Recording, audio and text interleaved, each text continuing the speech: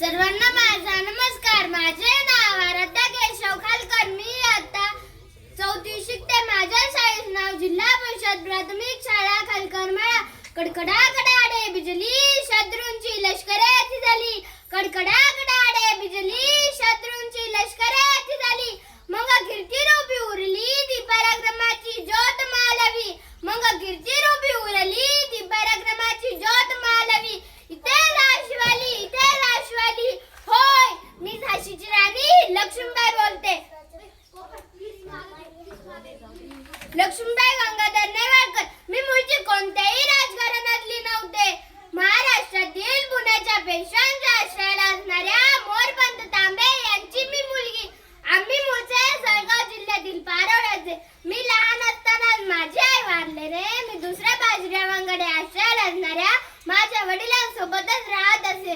मोठे पांढर डोळे असणारी मी सर्वांना मोहून टाकले. सर्वांची लाडकी झाले.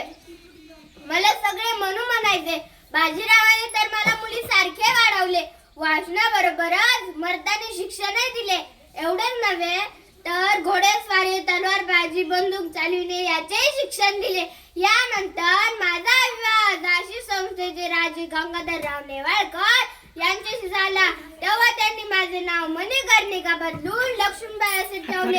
दरबाराचे कामकाज राणीने पाहणे गंगाधररावांना पसंत नसल्याने मिळालेल्या वेळेचा उपयोग सत्व जपण्यासाठी केला. मी नियमितपणे व्यायाम, कसरत, घोडेस्वारी, तलवारबाजी, बंदूक चालवणे चालूच ठेवले.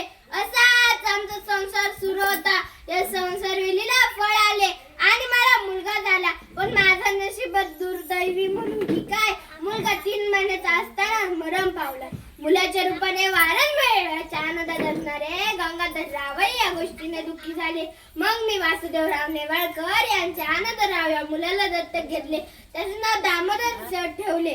पण अचानक गंगाधररावांचे निधन झाले. पुढे ब्रिटिश राजवटीने आमचे राज्य हडप करण्याच्या हेतूने दामोदररावांविरुद्ध खटला दाखल केला.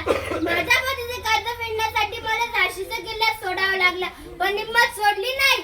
झाशी राज्याचे रक्षण करण्यासाठी मी ब्रिटिशांविरुद्ध युद्ध पुकारले.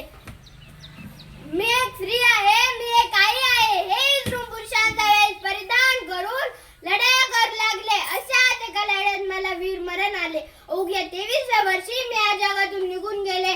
म्हणूनच आज प्रत्येकाची ओठी आज घुमतो. झाशीची राणी लक्ष्मीबाई एकच होती ना. झाशीची राणी लक्ष्मीबाई एकच होती ना.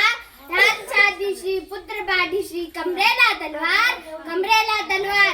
आता मी एक नारी बोलते, एका बाबाची मुलगी बोलते, एका भावाची बहीण बोलते. आम्ही सुरक्षित आहोत का? अरे उद्याच्या कोणी झाशीची राणी लक्ष्मीबाई, तर कोणी सावित्रीबाई फुले, तर कोणी जिजामाता या नावाने ओळखले जाणार आहोत. शिकून मोठे होऊन या नावात जयघोष करायचा आहे.